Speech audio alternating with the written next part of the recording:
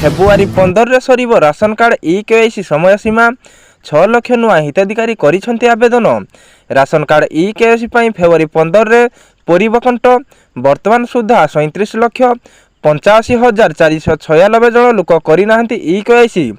6 दिन भितर अन्य ई-केवाईसी नकरी देवाक पुणी अपील कले जोगाण मंत्री।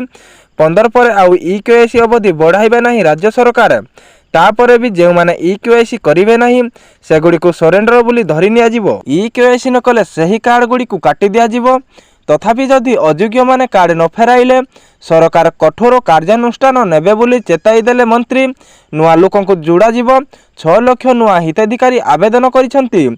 एने जोगाण मंत्री कृष्णचंद्र पात्र सूचना दैछंति। प्राय 8 लाख आयकर देउथुवा लोक कार्ड नैथिले भी रिपोर्ट आसीची।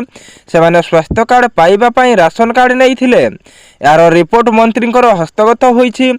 एने अधिकारी मानकु सर्वे करिबा पई निर्देश दिया जाईछि। सेही कार्ड गुड़िक मध्य कटिबो।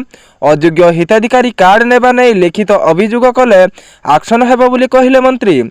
चाकरी करिथिबा लोक आयकर देउथुवा एबे सुधा 12,000 अयोग्य राशन कार्ड फेराई सारिलेनी बोली जोगाण मंत्री कहिसेंति।